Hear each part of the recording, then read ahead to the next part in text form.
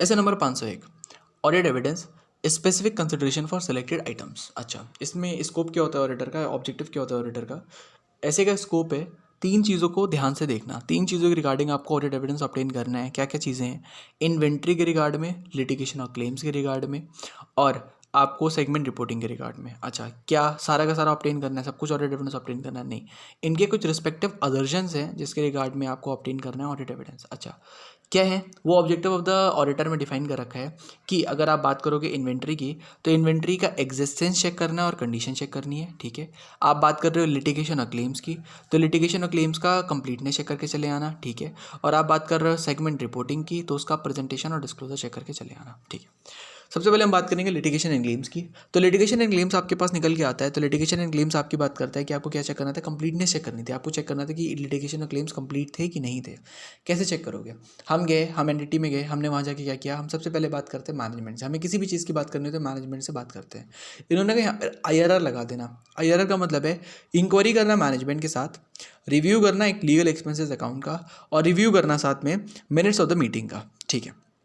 Inquiry करना management का, management की इंक्वायरी करी, यानी कि हमने मैनेजमेंट से बातचीत करी, इंक्वायरी ऑफ द मैनेजमेंट करा, या फिर एंटिटी कोई भी बंदा और है उसके हमने with in the entity and other personal with in the entity हमने उनकी इंक्वायरी करी। साथ में हमने कोई इंटरनल लीगल काउंसिल या फिर कोई भी हमने काला कोड वाला बंदा वहाँ पे दिख रहा है, कोई भी एडवोकेट हमें वहाँ पे दिख रहा है, हमने उनसे भी बातचीत कर ली, हमने उनकी इंक्वायरी कर ली, कोई दिक्कत नहीं है। हमें रिव्यू करना है, किसका रिव्यू करना है? लीगल एक्सपेंसेस अकाउंट का हम रिव्यू कर देखते हैं, किसको हम बोलते हैं स्क्रूटनी करो अकाउंट की। तो अकाउंट्स की स्क्रूटनी यानी कि लीगल एक्सपेंसेस अकाउंट का एक बार रिव्यू कर लो, वहाँ से आपको ये समझ में आ जाएगा कि कितने खर्चे हो रहे थे। अगर ज़्यादा खर्चा हो रखा था मतलब लिटिगेशन एंड क्लेम तो नहीं है, पर अगर एक्सपेंसेस इतने ज़्यादा हो रखे थे तो आपको कोई लीगल एक्सपेंसेस या लिटिगेशन क्लेम तो नहीं है।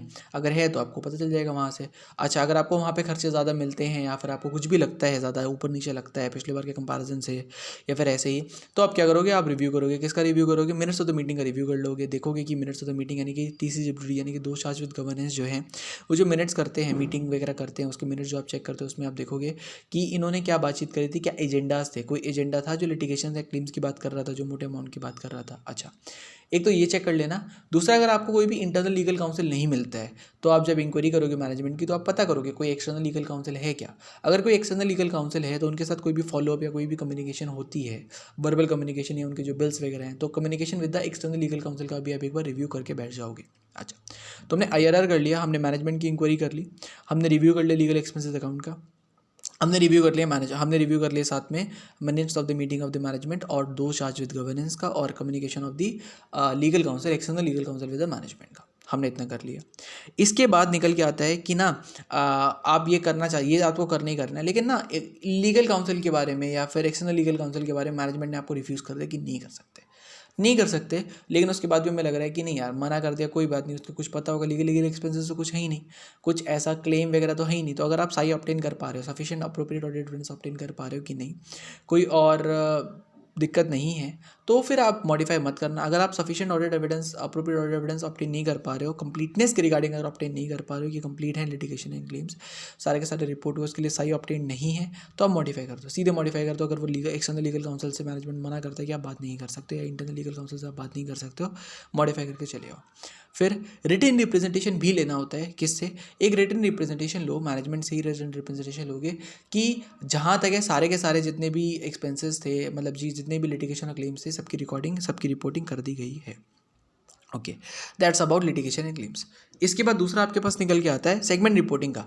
सेगमेंट रिपोर्टिंग में क्या चेक करना था? सेगमेंट रिपोर्टिंग में हमें चेक करना था प्रेजेंटेशन और डिस्क्लोजर। अच्छा, क्या प्रेजेंटेशन और डिस्क्लोजर चेक करना था? हमें ये चेक करना था कि सेगमेंट रिपोर्टिंग आपकी जो प्रेजेंटेशन हो रही है उसके अंदर, या जो डिस्क्लोजर्स दे रखे हैं आपने सेगमेंट रिपोर्ट में, वो एप्लीकेबल फिनिशियल रिपोर्टिंग फ्रेमवर्क के हिसाब से हैं कि नहीं है।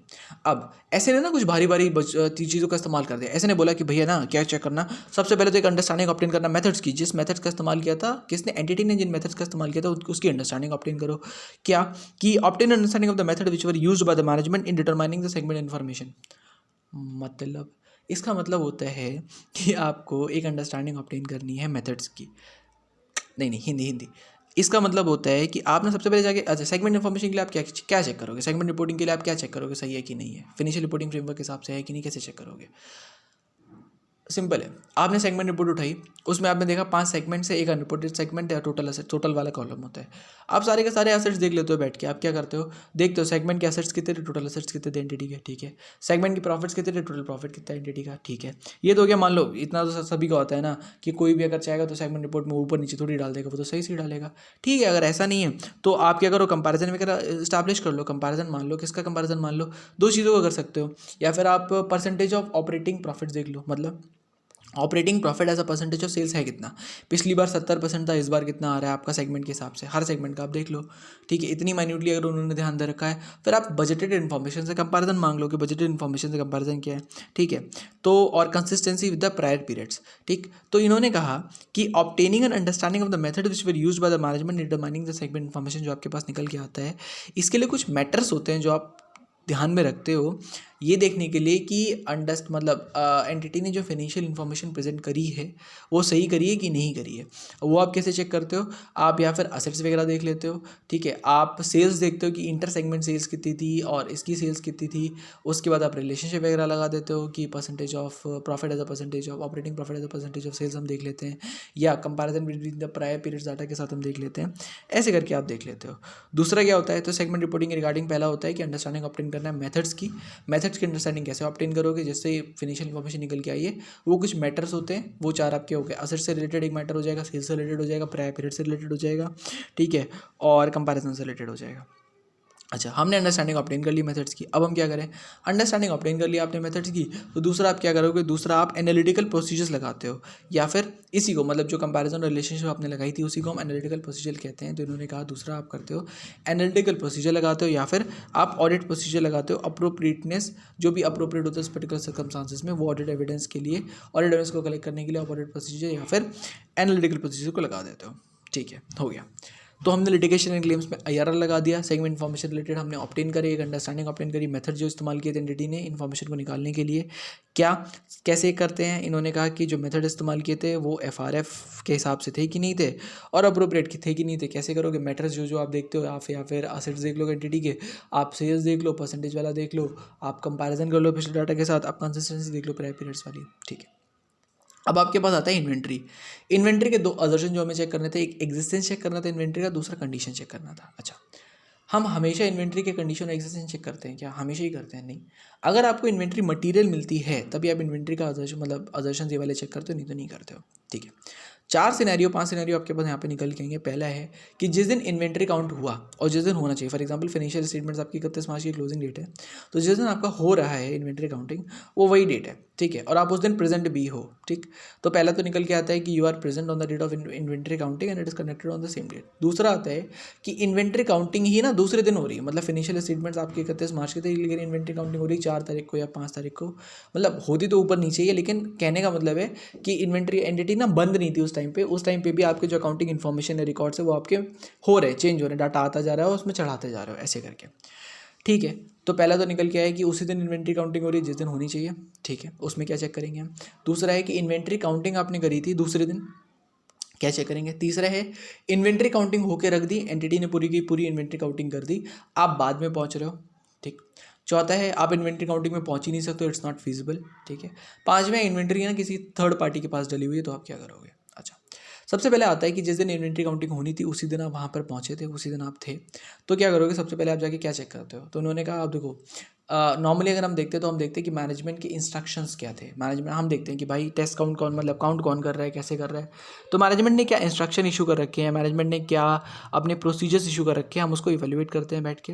क्या इवेल्युएट करते हैं, जो मैनेजमेंट ने इंस्ट्रक्शन और प्रोसीजर दे रखे हैं हम उसको इवेल्युएट करते हैं, क्या रिकॉर्डिंग के लिए वो यूज़फुल थे, क्या उनसे प्रॉपर कंट्रोल आ रहा है, टेस्ट काउंट कोई डबल तो काउंट नहीं हो जाएगा, ये चेक कर लिया। फिर हम ऑब्जर्वेंस करेंगे, क्या ऑब्जर्व करेंगे कि जो परफॉर्मेंस हो रहा है, परफॉर्मेंस देखेंगे, observing the performance as per the procedures which are laid by the management, ऐसा हो रहा है कि नहीं हो रहा। फिर हम टेस्ट काउंट लगा देंगे कहीं कहीं पे। अच्छा, इससे तो हमारी चेक हो जाएगी, क्या चेक हो जाएगा कि काउंटिंग जो हो रही है वो सही से हो रही है कि नहीं हो रही है। बट आपको साथ में ना कंडीशन भी देखनी होती है, तो कंडीशन के लिए आप क्या करोगे, इंस्पेक्शन ऑफ इन्वेंट्री कर दोगे, ठीक है। कंडीशन हमने देख ली, हो गया।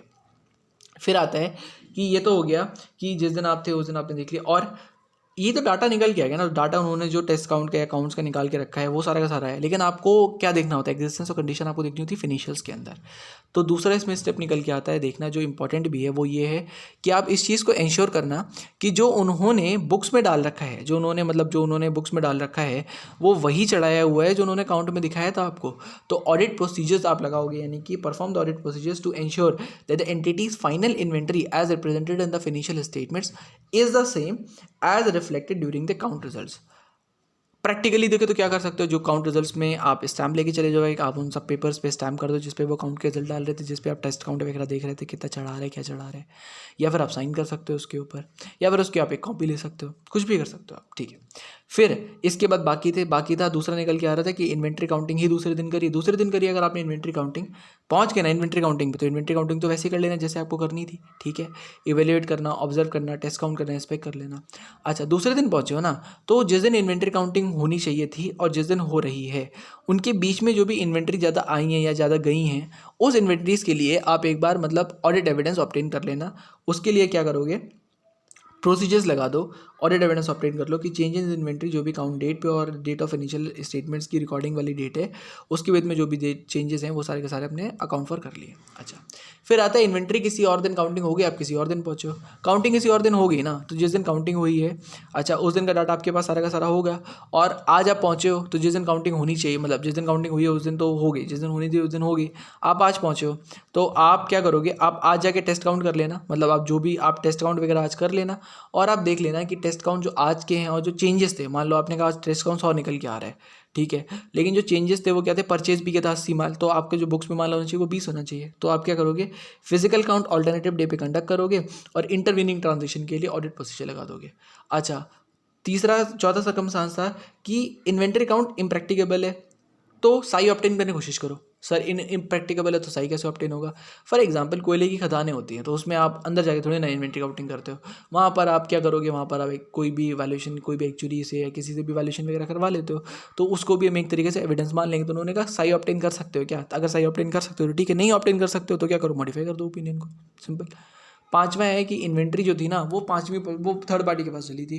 थर्ड पार्टी के पास अगर आपकी इन्वेंट्री डली हुई थी तो आप या फिर तो कंफर्मेशन कर सकते हो थर्ड पार्टी से, या फिर आप क्या करोगे, या फिर आप इंस्पेक्शन लगा दोगे। इंस्पेक्शन कैसे करोगे, वहीं जाके इंस्पेक्ट करके चले आओ इन्वेंट्रीज को, कैसी इन्वेंट्री क्या इन्वेंट्री, ठीक। तो अब कैसे नंबर 501 जो बात कर रहा था वो बात कर रहा था audit evidence specific consideration at for selected items. आपने क्या करना था, आपने इन्वेंट्री के रिगार्डिंग एग्जिस्टेंस और कंडीशन देखनी थी। इसमें 5 सिनेरियो आते थे, उसी दिन काउंट कर रहे हो जिस दिन काउंट होना चाहिए। अगर उसी दिन कर रहे हो तो वहाँ जाके सबसे पहले आप इवैल्यूएट करोगे किसको, प्रोसीजर्स को, और मैनेजमेंट के प्रोसीजर्स को इवैल्यूएट कर लेना, मैनेजमेंट के इंस्ट्रक्शंस को इवैल्यूएट कर लेना, फिर ऑब्जर्व करना कि वो वैसे ही हो रहा है कि नहीं हो रहा है। इसके बाद आप क्या करोगे, टेस्ट काउंट कंडक्ट कर दोगे, इंस्ट्रक्शंस वगैरह देख लो, टेस्ट काउंट कर दोगे, और टेस्ट काउंट के बाद आप इंस्पेक्ट कर लोगे इन्वेंट्री को, देख लिया। दूसरा निकल के आ रहा था कि हमने इसमें ऑडिट प्रोसीजर जो भी थे वो लगा है कि जो डाटा आपने बुक्स में रिकॉर्ड करके रखा हुआ है और जो टेस्ट काउंटर था वो सेम था, अलग अलग तो नहीं था। फिर अगर आपकी इन्वेंट्री काउंटिंग किसी और दिन हो रही है, जिस दिन होनी चाहिए थी उस दिन नहीं हो रही है, तो जो भी इंटरमीडिएट ट्रांजेक्शंस थे उसके रिगार्डिंग आप ऑडिट प्रोसीजर ऑब्टेन करोगे, और बाकी आप काउंट उसी हिसाब से करोगे जिस हिसाब से आपका काउंट होना चाहिए वैसे ही कर दोगे। अच्छा, काउंटिंग हो चुकी है, पहली बाद में पहुंच रहे हो, टेस्ट काउंट कर दो, इंटरमीडिएट ट्रांजेक्शंस का ऑडिट प्रोसीजर लगा दो। नहीं हो सकती तो साई ऑब्टेन करने की कोशिश करो, ठीक है, नहीं तो मॉडिफाई कर दो। थर्ड पार्टी के पास डला हुआ है इन्वेंट्री, ठीक है, तो क्या करो, या फिर कंफर्मेशन ले लो वहाँ से, या फिर इंस्पेक्ट करके चले आओ। लिटिगेशन में क्लेम्स के रिगार्डिंग क्या करना होता है, कंप्लीटनेस चेक करनी होती है, IRR, इंक्वायरी करो मैनेजमेंट की, रिव्यू करो अपने जो भी लीगल एक्सपेंस अकाउंट था उसका, और रिव्यू करो मिनट्स ऑफ द मीटिंग को, और किसको रिव्यू करोगे आप, जो भी कम्युनिकेशन था आपका एक्सटर्नल लीगल पार्टी के साथ उसको करोगे। सेगमेंट रिपोर्टिंग में प्रेजेंटेशन और डिस्क्लोजर देखना होता है, कैसे देखते हो, you will obtain an understanding of the method which are used by the management for presenting the financial information या for disclosing the financial information या for determining the segment information, ठीक है। कैसे करते हो, मैटर क्या निकल के आते हैं इसके अंदर, आपके पास 4-5 मैटर निकल के आ जाते हैं। क्या क्या होते हैं, पुराने डाटा का देख लिया, ठीक है, कंपैरिजन कर लिया, या फिर सेल्स की फिगर देख ली, असेट्स वाली फिगर देख ली। सेल्स वाली मतलब सेगमेंट की सेल्स देखी, इंटर सेगमेंट सेल्स देखी, टोटल सेल्स देखी, सेगमेंट असेट्स देखे, टोटल असेट्स देखे, ठीक है, और आपकी बजट वगैरह लगा दिया, as a percentage of sales operating profit था कितना और इस बार कितना, ऐसे करके आप एक रिलेशनशिप बिल्ड करके देख सकते हो उसको। दूसरा, एनालिटिकल प्रोसीजर्स या ऑडिट प्रोसीजर्स लगा दो, किस चीज़ के लिए, जो अप्रोप्रिएट होंगे सर्कमस्टांसेस में चेक करने के लिए कि आपका जो आपने सेगमेंट इन्फॉर्मेशन या सेगमेंट रिपोर्टिंग करी है वो as per applicable financial reporting framework है कि नहीं।